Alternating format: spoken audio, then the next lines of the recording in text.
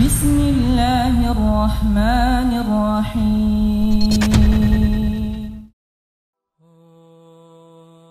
Assalamualaikum warahmatullahi wabarakatuh.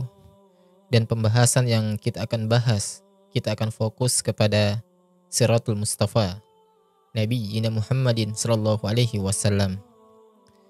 Dan malam ini kita akan membahas tentang sejarah Mekah sebelum Islam. Ma'asyiral muslimin yang dimuliakan Allah Subhanahu wa taala. Kita tahu bahwa kalau kita cerita tentang Mekah, tentu erat kaitan cerita tentang Ka'bah. Dan juga erat kaitannya dengan Abul Anbiya, bapaknya para nabi. Maka kita akan bermula cerita ini tentu dari kisah Ibrahim alaihi salatu wassalam dan juga Ismail, sampai secara singkat kepada zaman sebelum Nabi Shallallahu Alaihi Wasallam dan juga dilahirkannya Nabi Shallallahu Alaihi Wasallam, kemudian diangkatnya beliau menjadi Nabi dan Rasul dan seterusnya.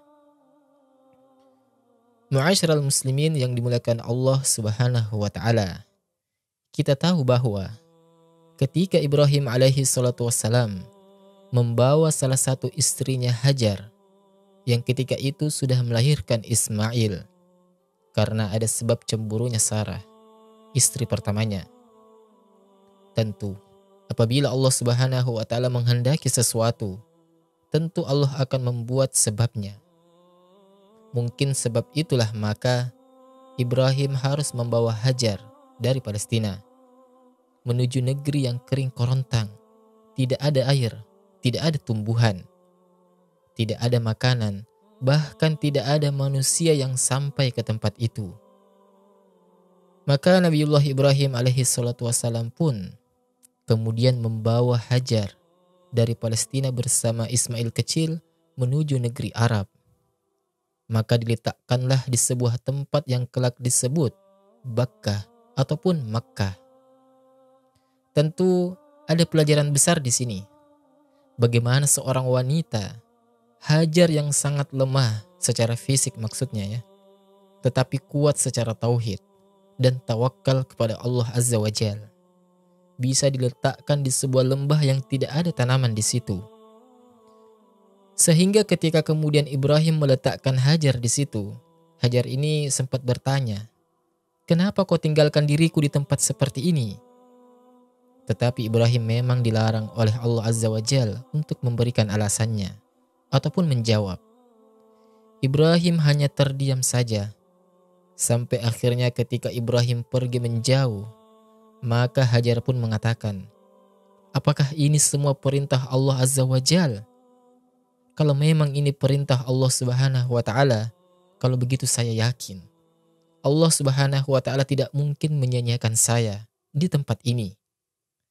Kalau kau hendak pergi, pergilah sana." Maka Ibrahim pun kemudian pergi tanpa melihat ke belakang.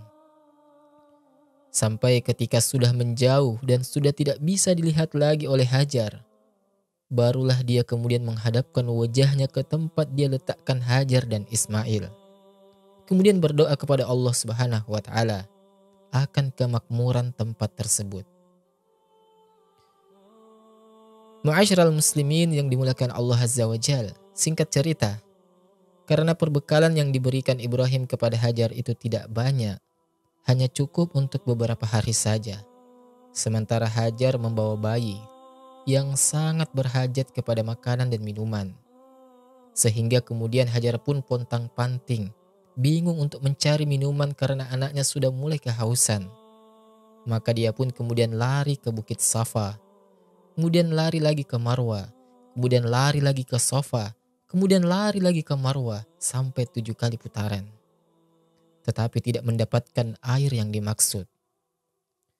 Dia hanya melihat semacam fata morgana, dari kejauhan ada air. Ternyata bukan air. Sehingga ketika dia merasa sudah menjauh dari Ismail putranya, ia khawatir ada sesuatu. Kemudian dia kembali melihat putranya. Rupanya di samping putranya ada malaikat Jibril. Kemudian menancapkan sayapnya persis di dekat telapak kaki Ismail. Kemudian tiba-tiba mengeluarkan air. Lah ketika kemudian air itu memuncrat, dari dalam tanah. Maka Hajar pun segera mendekat. Kemudian berusaha untuk mendindingi air tersebut supaya tidak berlimpah kemana-mana. Sambil mengatakan, "Zam, Zam, Zam." Maka air tersebut sampai hari ini disebut dengan Zam-Zam. Zam-Zam itu artinya mengumpulkan tanah untuk membuat semacam kolam supaya air tidak melimpah kemana-mana. Ma'asyiral muslimin yang dimuliakan Allah Azza wa Jal, maka dari sini Allah Subhanahu wa Ta'ala selamatkan Hajar dari kematian, tentu karena buah tawakalnya. Ia mengatakan kalau memang ini adalah perintah Allah, tentu Allah tidak mungkin menyia-nyiakan kita. Maka yakinlah siapapun yang bertawakal kuat kepada Allah, maka Allah Subhanahu wa Ta'ala tidak akan menyia-nyiakan orang-orang yang bertawakal kepadanya. Seperti Hajar di sini. Lah kemudian setelah berlalunya waktu, akhirnya banyak burung yang datang dari mana-mana karena melihat ada air di situ. Sehingga kemudian terkadang mengambil air di situ, meminum air di situ. Maka dari kejauhan ada sebuah kabilah yang berasal dari Yaman yang disebut dengan Jurhum. Nah, kabilah Jurhum ini sedang melaksanakan safar. Kemudian mereka pun merasa kehausan di tengah padang pasir. Ketika mencari-cari air ke sana kemari, mereka tidak mendapatkannya. Tiba-tiba mereka melihat segerombolan burung di langit dan mereka paham kalau ada burung yang sedang terbang di langit berarti di situ ada air. Akhirnya kemudian orang-orang Jurhum pun mendekati tempat tersebut dan benar saja rupanya ada air dan di situ ada seorang wanita dan putranya yang masih bayi. Dan suku Jurhum adalah kabilah yang memiliki kelembutan hati. Kalau seandainya mereka mau, ya bisa saja mereka membunuh Hajar dan juga putranya untuk menguasai air tersebut. Tetapi sebagaimana sabda Nabi SAW ketika memuja dan memuji Ahlul Yaman, Nabi SAW mengatakan, mereka orang yang paling lembut hatinya. Sehingga kabilah Jurhum ini tidak menyakiti Hajar dan juga putranya. Justru dia meminta barter dengan makanan. Artinya Hajar menyerahkan air, kemudian sebagai imbalannya mereka memberikan makanan. Dan begitulah seterusnya. Akhirnya Allah Subhanahu wa Ta'ala betul-betul memberikan rezeki dari arah yang tidak disangka-sangka kepada Hajar dan juga putranya Ismail. Sampai akhirnya berhasil membesarkan Ismail dan mendidik Ismail. Lah lambat laun karena suku Jurhum ini selalu lewat di situ, menukar makanan dengan air. Akhirnya kemudian mereka meminta izin kepada Hajar untuk tinggal di situ.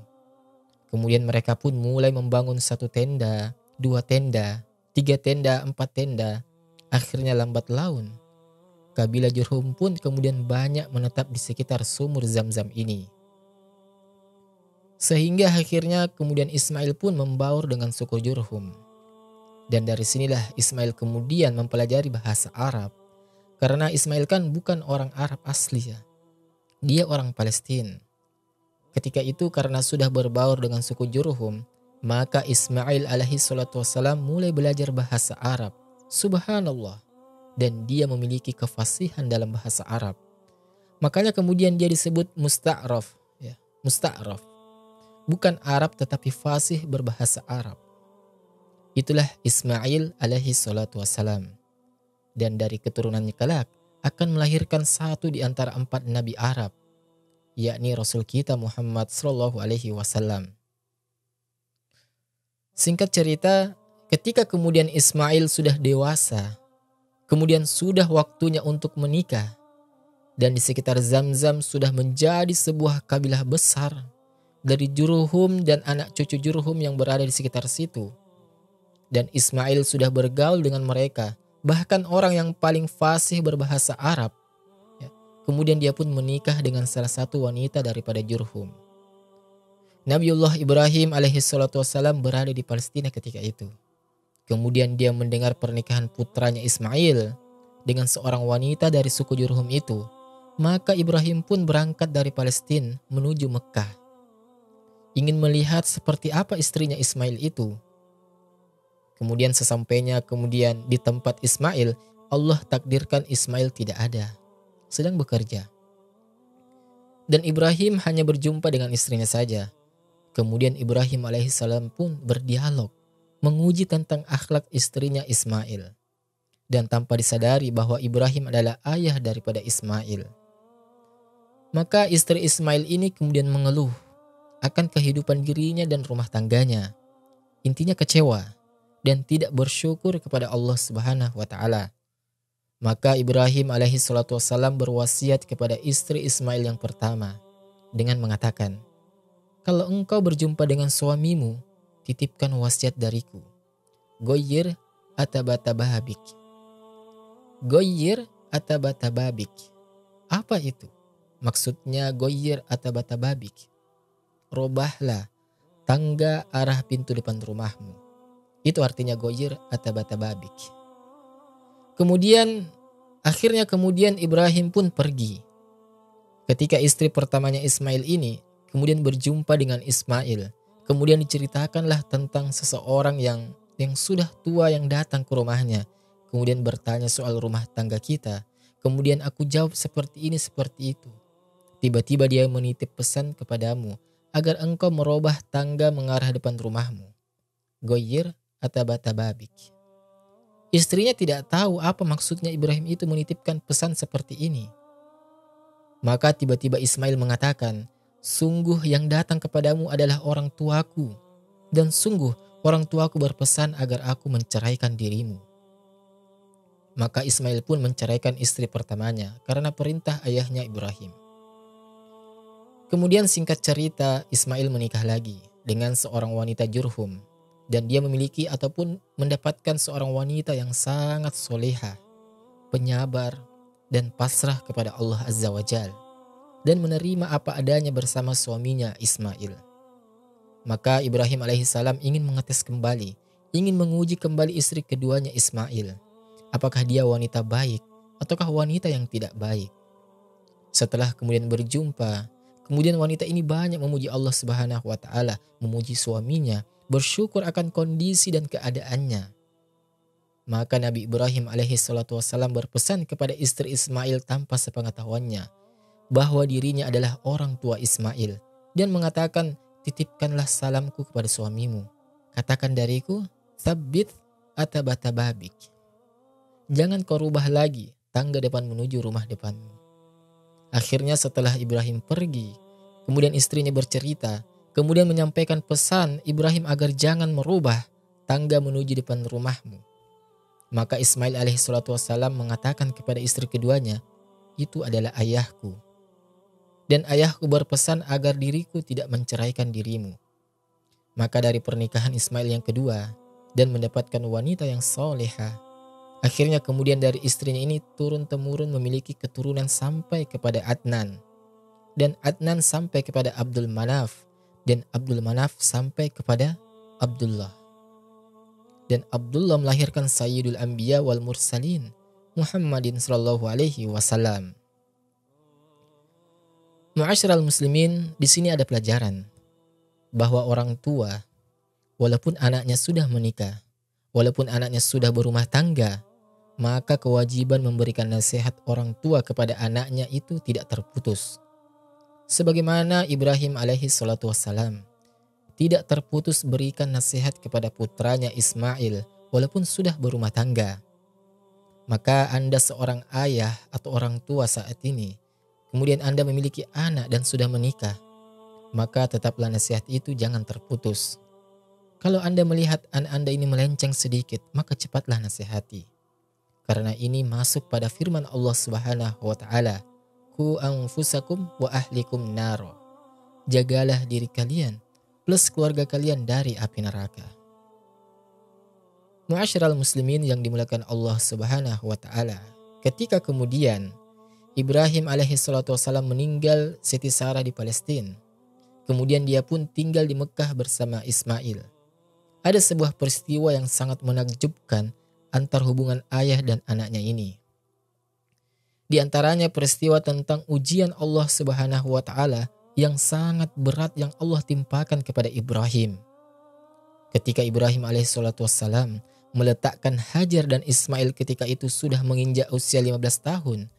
Dan kita tahu 15 tahun itu disebut dalam Al-Quran, "Falamma balagha ma'ahus sya'yu. Itu usia sya'yu. Usia yang memang sudah bisa diandalkan. Jadi kalau Anda punya anak usia 15 tahun, kan usia 15 tahun itu kan sudah bisa diajak berbicara, diajak diskusi, sudah bisa disuruh-suruh, bahkan dia kalau anak yang soleh, maka menyenangkan orang tuanya. Itulah Ibrahim alaihissalam melihat Ismail sudah dewasa dan usianya sudah 15 tahun, sudah menginjak balik. Tiba-tiba Ibrahim alaihissalam dikejutkan dengan sebuah mimpi. Dalam mimpinya Ibrahim alaihissalam sedang menyembelih Ismail. Betul-betul disembelih. Dan mimpi para nabi berbeda dengan mimpi kita.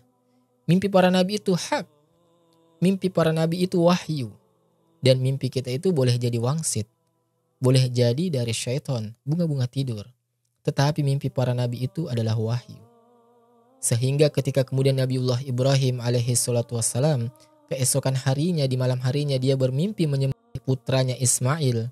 Dan Ismail ketika itu sudah dewasa, sudah berusia 15 tahun, sudah bisa diajak berdiskusi, berbincang-bincang, tukar pikiran, digunakan tenaganya. Pokoknya itu usia yang sangat disukai oleh para ayah. Apalagi memiliki anak yang soleh. Maka Ibrahim alaihissalam memanggil putranya Ismail dan mengatakan, "Ya bunayya, inni ara fil manam." Wahai anakku Ismail, ayahmu bermimpi semalam bahwa ayahmu menyembelihmu. Fangzur madza tarak. Coba, bagaimana menurut pendapatmu Ismail? Subhanallah. Sebuah perintah yang datang dari Allah Subhanahu wa taala kepada para nabi, tidak boleh perintah itu kecuali harus dilaksanakan. Dan tidak boleh sebuah perintah itu harus meminta pendapat orang terlebih dahulu. Artinya ketika Allah Subhanahu wa taala perintahkan Ibrahim untuk menyembelih putranya, tidak boleh Ibrahim itu meminta pendapat Ismail. Harusnya Ibrahim itu segera mengambil pisau, kemudian melakukannya kepada Ismail. Tetapi kenapa pula perintah Allah Azza wa Jalla oleh Ibrahim alaihissalam kemudian dimintai pendapat Ismail dengan perintah itu?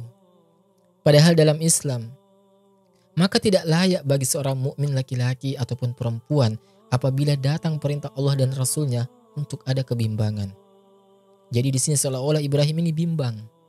Makanya dia harus bertanya kepada Ismail, "Semalam ayahmu bermimpi. Bagaimana menurutmu dan pendapatmu wahai Ismail? Bahwa aku menyembelihmu." Kata para ulama, Ibrahim bukan ada bimbang dengan perintah Allah. Bukan ada bingung karena perintah Allah. Tetapi Ibrahim ingin menguji putranya.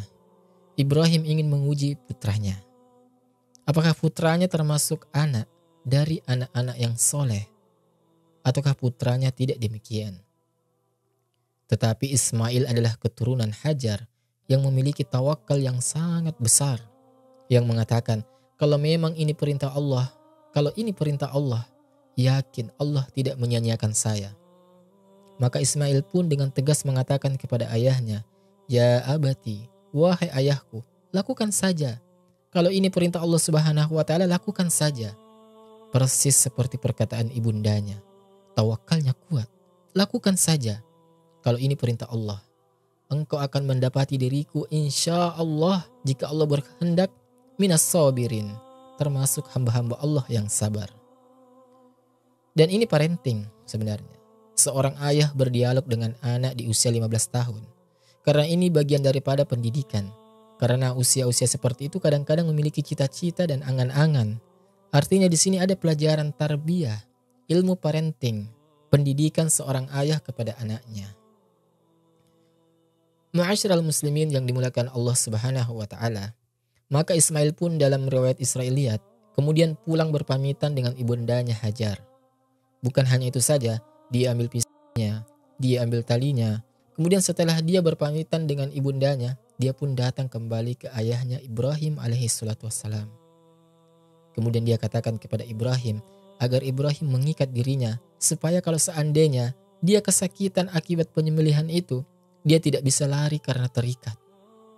Kemudian yang kedua meminta agar wajahnya dibenamkan ke tanah supaya Ibrahim tidak melihat dan menatap wajah putranya sehingga kasihan dan tidak jadi melaksanakan perintah Allah. Kemudian yang ketiga, Ismail meminta kepada Ibrahim untuk menyingsingkan pakaiannya agar jangan sampai satu tetes darah pun menempel di pakaiannya.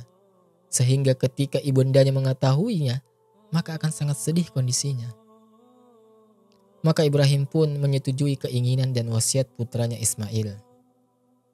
Diikatnya Ismail, dibenamkan wajahnya ke tanah, dijauhkan pakaiannya dari tengkuk anaknya, supaya tidak terkena tetesan darahnya. Ketika betul-betul itu sudah dijalankan di tengkuk Ismail, betul-betul sudah dijalankan seperti ini. Rupanya Allah buat tumpul itu. Dan itu tidak melukai sama sekali leher daripada Ismail. Padahal Ibrahim sudah berusaha itu menjalankan perintah itu dengan sungguh-sungguh, dengan tersebut. Tetapi Allah buat tumpul itu. Sampai akhirnya teriakan datang dari langit dan mengatakan, "Wahai Ibrahim, engkau sudah membenarkan ru'yah, mimpimu." Karena itu perintah Allah Subhanahu wa Ta'ala. Maka Allah Subhanahu wa Ta'ala mengatakan, maka kami gantikan Ismail dengan kambing besar. Yang konon katanya, kambing ini adalah kambing yang pernah dikorbankan Habil. Ketika Habil diuji oleh Adam untuk berkorban bersama putra Adam yang lainnya, Qabil. Maka Habil berkorban dengan kambing dan kemudian diterima kambingnya dan dimasukkan ke dalam surga. Maka kambing ini yang kemudian diturunkan kembali ke bumi sebagai pengganti daripada Ismail. Dan dari sinilah permulaan syariat kurban yang kemudian menjadi syariat bagi umat Islam sampai hari ini. Ma'asyiral muslimin yang dimuliakan Allah Azza wa Jal, maka Ibrahim alaihi salatu wassalam pun hidup bersama Ismail di Mekah. Sampai akhirnya Allah Subhanahu wa Ta'ala perintahkan kepada Ibrahim untuk membuat Ka'bah. Disinilah cerita dimulai tentang kisah daripada Ka'bah. Sebenarnya Ka'bah ini bukan Ibrahim yang membuat dari awal, tidak. Sebagaimana bukan pula Nabiullah Sulaiman yang kemudian membuat haikal pondasi pertama dari Masjidil Aqsa, tidak. Ibrahim ataupun Sulaiman hanya meneruskan pondasi yang sudah ada. Karena ada yang mengatakan dalam riwayat bahwa yang pertama kali membangun Ka'bah adalah para malaikat untuk tempat ibadahnya Nabi Adam alaihi salatu wassalam dan mendekatkan diri kepada Allah Azza wa Jal. Kemudian direnovasi oleh Adam alaihi salatu wassalam, kemudian rusak, direnovasi lagi oleh Nabiullah Syed alaihi salatu wassalam, dan begitu seterusnya. Sampai di masa Ibrahim alaihi salatu wassalam, Ka'bah itu sudah hilang. Tetapi pondasinya ada terkubur dalam tanah. Maka Ibrahim alaihi salam atas perintah Allah mengajak putranya untuk meninggikan kembali Ka'bah. Akhirnya kemudian dua orang mulia ini mencari-cari pondasi Ka'bah dan kemudian ditemukan. Maka mulailah kemudian keduanya membangun Ka'bah itu sedikit demi sedikit, sebata demi sebata. Akhirnya lambat laun Ibrahim pun dan Ismail berhasil meninggikan Ka'bah. Dan ingatlah ketika Ibrahim dan juga Ismail meninggikan Ka'bah. Kemudian apabila lelah letih membangun, maka beliau pun istirahat di sebuah tempat di dekat dengan Ka'bah. Kemudian kalau lelah, beliau juga istirahat. Dan akhirnya di tempat itu terdapat bekas kedua kaki Ibrahim yang belakangan disebut Maqam Ibrahim, dekat dengan Ka'bah. Ma'asyiral muslimin yang dimuliakan Allah Subhanahu wa Ta'ala. Lah setelah kemudian Ibrahim dan Ismail pun berhasil membangun Ka'bah, dan Allah Subhanahu wa Ta'ala firmankan, sesungguhnya rumah Allah yang pertama kali diletakkan untuk manusia adalah yang terletak di Mekah, yang penuh dengan berkah dan juga hidayah bagi semesta alam. Ma'asyiral muslimin yang dimuliakan Allah Azza wa Jalla, dari sini ada faedah besar tentang peletakan Ka'bah ini. Yang pertama, bahwa Ka'bah adalah rumah Allah pertama, Baitullah pertama yang diletakkan di bumi. Yang kedua, yang kelak akan menjadi kiblat bagi kaum muslimin pada setiap solat-solat mereka. Kemudian yang ketiga, menjadi tempat tawaf, pengganti daripada tahiyatul masjid bagi kaum muslimin yang berkunjung ke Masjidil Haram, bagi yang haji ataupun yang umrah. Dan dia adalah tempat yang paling suci yang ada di permukaan bumi bagi kaum muslimin. Dan Allah Subhanahu wa Ta'ala menyebutnya dengan Al-Baitul Haram. Maksudnya menunjukkan tentang tidak boleh orang berperang di sekitar situ. Ma'asyiral muslimin yang dimuliakan Allah Azza wa Jal. Dan dia adalah bangunan yang pertama dibangun oleh para malaikat, kemudian Adam, kemudian sampai kepada masa Ibrahim. Dan nanti ada kisahnya karena Ka'bah ini berulang kali rusak. Kemudian dibangun, rusak lagi. Kemudian dibangun. Sampai kata Imam Malik ketika dimintai fatwanya untuk merubah Ka'bah, dikembalikan kepada Ka'bah yang pernah dibangun Ibrahim. Imam Malik menolak dan mengatakan, saya tidak mau fatwakan seperti itu karena saya takut Ka'bah ini dijadikan mainan. Asli dirobohkan oleh para penguasa, kemudian diperbaiki, dirobohkan, diperbaiki, dirobohkan, diperbaiki. Dan terkesan menjadi mainan. Artinya Ka'bah sampai hari ini ya seperti itu.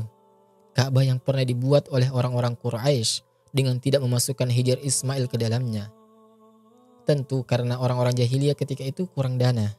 Karena harus disyaratkan dari harta yang halal sehingga mereka tidak merampungkan Ka'bah itu sampai seperti yang pernah dibangun oleh Nabiullah Ibrahim alaihi salatu wassalam. Intinya bahwa ketika Ibrahim selesai membangun Ka'bah, maka Allah Subhanahu wa taala perintahkan kepada Ibrahim untuk mengundang manusia untuk berhaji.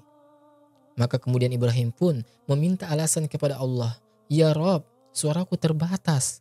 Kalau aku harus mendatangi manusia dari ujung barat, ujung timur, ujung selatan, ujung utara, menyampaikan bahwa ada syariat haji, aku tidak sanggup." Tetapi Allah Subhanahu wa taala mengatakan, "Ya Ibrahim, engkau hanya disuruh untuk berteriak. Aku yang menyampaikan suaramu ke ujung barat, ke ujung timur, ke ujung selatan, ke ujung utara." Dan itu adalah salah satu mukjizat Nabi Ibrahim alaihi salatu wassalam, di mana suaranya sampai ke ujung-ujung arah itu. Maka mulailah Ibrahim pun menyuruh manusia. Bahkan di antara doanya, "Ya Allah, jadikanlah hati-hati manusia itu untuk rindu, untuk senantiasa mengunjungi tempat ini." Dan subhanallah, teriakan Ibrahim untuk mengajak syariat haji dan juga syariat umrah kemudian tertanam kepada hati-hati manusia, bahwa siapapun yang pernah berkunjung kepada Baitullah maka akan mengalami kerinduan dan ingin kembali mengunjunginya kembali. Berbeda dengan tempat-tempat wisata yang lainnya. Boleh jadi ketika kita berkunjung sekali dua kali kita sudah bosan. Tetapi kalau sudah berkunjung ke Ka'bah, Baitullah, tidak ada bosannya. Tidak ada ceritanya orang umroh, malas umroh, bosan umroh, kapok umroh. Tidak ada. Yang ada ingin umroh lagi, ingin umroh lagi. Belakangan malah membuat travel umroh pula dia. Artinya bahwa Allah sudah kabulkan permintaan Ibrahim, menjadikan hati-hati manusia itu mendekat Ka'bah. Dari seantero dunia, dari segala penjuru dunia, orang datang berbondong-bondong hanya untuk beribadah kepada Allah Subhanahu wa taala. Dari sini Nabi SAW sampai mengatakan tidak boleh orang melakukan safar guna berniat untuk beribadah kecuali ketiga masjid. Yang pertama kali disebutkan Rasul adalah Masjidil Haram, masjid yang ada di Ka'bah di dalamnya. Ma'asyiral muslimin yang dimuliakan Allah Subhanahu wa taala, maka Ibrahim pun berhasil mendakwahkan dakwah tauhid di negeri Arab. Negeri yang pernah ditempati oleh orang-orang Amaliku, ya, negeri yang dahulunya para penyembah berhala. Tetapi selesai Ibrahim alaihissalatu wassalam menetap di negeri tersebut, kemudian estafet dakwah dilanjutkan oleh Ismail alaihissalatu wassalam, maka banyak manusia mentauhidkan Allah Subhanahu wa taala, khususnya di negeri Arab.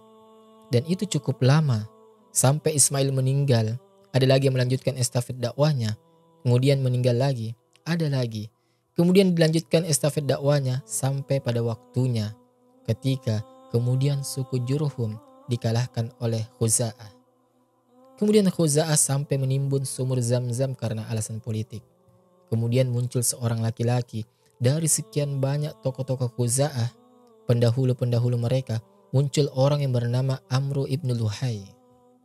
Dan dialah orang yang merubah agama Ibrahim yang menyembah Allah, bertauhid kepada Allah, menjadi agama penyembah berhala. Bagaimana kisahnya Amr ibn Luhai?